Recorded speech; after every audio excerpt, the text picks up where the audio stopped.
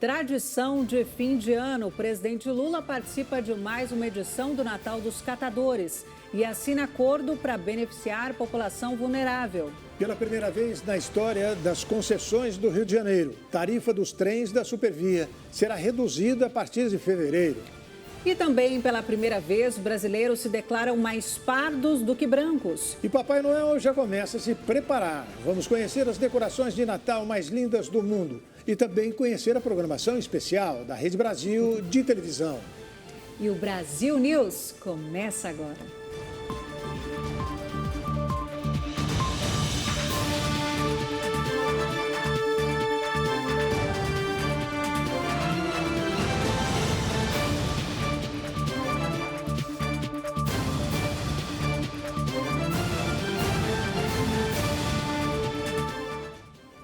O presidente Lula assinou 2 acordos destinados aos catadores de materiais recicláveis e à população em situação de rua durante a celebração do Natal dos Catadores. O evento acontece desde 2003. Desde 2003, o presidente Lula segue uma tradição de Natal. Vocês estão lembrados que desde 2023 eu não faltei num Natal de catador de papel. E é importante lembrar que não era num lugar bonito como esse. Era embaixo de um viaduto em São Paulo. Durante a celebração natalina com os catadores de materiais recicláveis, Lula também seguiu um outro costume: falar mal do governo anterior. Todo mundo ia para lá dia 22 ou 23 de dezembro durante 8 anos que eu fui presidente. Depois eu ia muito na Expo Catadores e depois vocês passaram um tempo, sabe, em que parou de chover na nossa horta e começou a chover espinho, começou a chover pedra. Durante seu tratamento contra um câncer na laringe em 2011, o petista não participou do evento, nem quando estava preso em Curitiba, e durante a pandemia participou de forma virtual. 2 acordos foram assinados na ocasião: a montagem de um trailer com atendimento móvel com serviços públicos, programas sociais e emissão de documentos para a população em situação de rua e catadores. O outro para garantir direitos e inclusão socioeconômicos, que deverá contar com uma parceria com bancos públicos. O ministro da Justiça, Flávio Dino, se reuniu na manhã desta sexta-feira com o presidente Lula para fechar o teor do primeiro indulto de Natal do 3º mandato do petista. A reunião ocorreu no Palácio do Planalto e marcou ajustes que serão feitos a partir da proposta do Conselho Nacional de Políticas Penais. Haverá mudanças no texto apresentado pelo Conselho, que é um órgão consultivo. O indulto de Natal é dado para pessoas condenadas que cumprem pena em presídios. Ele é concedido por questões humanitárias, mas não para todos os presos. Historicamente, fica fora do indulto quem cometeu crimes hediondos, por exemplo.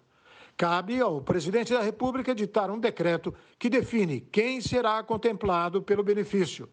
Neste ano, devem ser excluídos do indulto os condenados pelos atos golpistas de 8 de janeiro. Deverão ser agraciados presos, portadores de deficiência, mulheres detentas que tenham filhos menores de 12 anos, mesmo que tenham sido condenadas apenas acima de 8 anos, e mulheres que têm filhos com deficiência. O Ministério da Cultura liberou 1 bilhão e 200 milhões de reais para projetos da Lei Rouanet em 2023. De acordo com o governo, foram enviadas mais de 12 mil propostas para a realização de eventos culturais.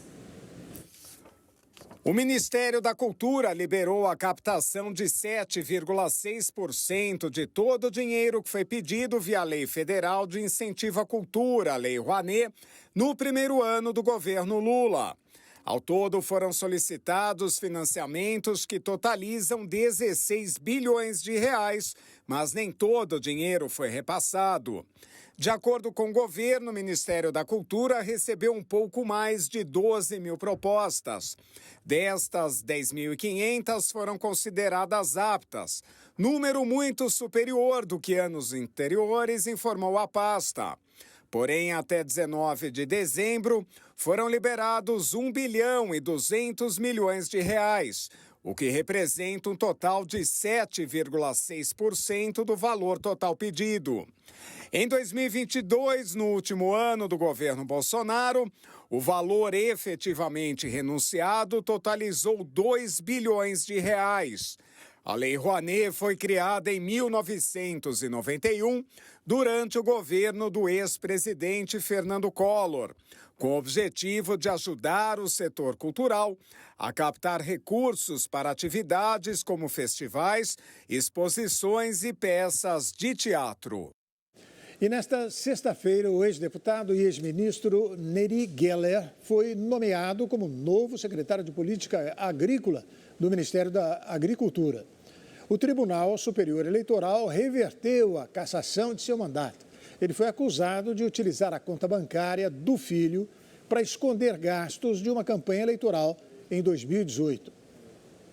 A nomeação assinada pelo ministro da Casa Civil, Rui Costa, foi publicada no Diário Oficial da União e vai acontecer na semana seguinte da decisão do Tribunal Superior Eleitoral ter revertido a cassação do mandato de deputado de Geller, determinada em 2022. O político mato-grossense, que ocupou o mesmo cargo no governo de Dilma Rousseff e foi ministro da Agricultura em 2014, foi uma das lideranças do agronegócio que esteve ao lado do presidente Luiz Inácio Lula da Silva na campanha eleitoral de 2022, quando a maior parte do setor apoiou o então presidente Jair Bolsonaro. Geller participou da transição de governo e chegou a ser cotado para assumir o Ministério da Agricultura, porém, Lula optou por Carlos Fávaro. Geller estava impedido de ocupar cargos públicos em razão da condenação pelo TSE, que cassou seu mandato de deputado federal e o declarou inelegível por 8 anos.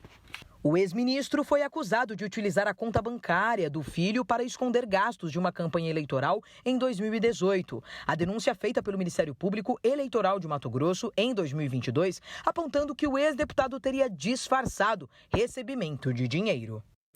O presidente do Congresso Nacional, Rodrigo Pacheco, criticou nesta sexta-feira o fundo eleitoral de quase 5 bilhões de reais para as eleições de 2024, aprovado pela Comissão Mista de Orçamento. Quem tem mais informações é o nosso comentarista Ney Gonçalves Dias. O fundão, na última eleição, o dinheiro que o governo deu para o fundão, fundo eleitoral, era de 2 bi. Aí o relator aqui de São Paulo, do PL, já passou para 5 bi. Então o Pacheco diz o seguinte, olha, a eleição para vereador e para prefeito não implica muitas despesas, porque o vereador e o prefeito não têm que viajar. Ao contrário da eleição para governador, deputado federal, senador, deputados estaduais e presidente da República, onde todos os candidatos de deputado estadual a presidente da República são obrigados a viajar, a se deslocar, o que implica em certas despesas. Ponto. Ele diz que no correr da tarde ele iria apresentar uma alternativa. Pois bem, então, talvez seja um pouco tarde, mas bem. Outra questão é das emendas parlamentares. O senhor sabe o seguinte, eu já falei aqui, já expliquei parte do problema aqui. Os deputados querem os deputados e senadores querem aumentar a verba para 48 bilhões das verbas dos parlamentares para o ano que vem. Uns falam em 51, outros falam em... Mas 48 seria a base. Das várias emendas parlamentares. Tem emenda de relator, tem emenda que tem que dedicar 50% para a saúde e etc. Pois bem. Mas para fazer isso, tem que tirar o dinheiro de algum lugar. Quando você diz que tem que fazer alguma despesa, você tem que dizer onde vai tirar o dinheiro para a Receita. Então eles vão tirar o dinheiro do PAC, que é o Plano de Ação do Governo. Então tirariam cerca de 17 bilhões de reais do governo, que já é pouco, elétrica, 63 bilhões, já é pouco para investimento. O governo só tem 63 bilhões para investimento. 90 bi do que está decidido no orçamento já tá com despesa carimbada. Saúde, educação, etc. São as chamadas despesas obrigatórias. De qualquer forma, o presidente do Congresso discordou, posicionando-se ao lado do governo nas questões que são mais delicadas da aprovação do orçamento. E enquanto São Paulo aumenta o preço do bilhete dos trens, o Rio de Janeiro fez o inverso e anunciou a redução no valor da tarifa a partir de fevereiro. A partir de fevereiro de 2024, os usuários dos trens da Supervia pagarão mais barato na tarifa. A redução foi definida pela AGETRANSP durante sessão da agência regulatória realizada. O novo valor, que entrará em vigor no dia 2 de fevereiro, passará de R$ 7,40 para R$ 7,10. Esta é a primeira vez em 25 anos de concessão que a tarifa terá redução de valor. O novo preço será somente para os usuários que pagam a passagem na tarifa cheia. Para quem paga a tarifa social, de R$ 5,00, o valor continuará o mesmo, pois já é reduzido. O Conselho Diretor também recomendou ao governo do estado e à concessionária Supervia que estabeleçam meios para a manutenção do valor da tarifa social, tendo em vista que o prazo do decreto expira no dia 2 de fevereiro de 2024. Atualmente, para ter direito ao benefício, é necessário estar cadastrado no bilhete único intermunicipal e possuir renda mensal de até R$ 3.205,20. E a seguir, o Brasil News vai explicar os principais pontos da reforma tributária, numa entrevista ao vivo com Diego Wakizaka, da Becomex. E ainda, pela primeira vez, brasileiros se declaram mais pardos do que brancos. O Brasil News, da Rede Brasil, volta daqui a pouquinho.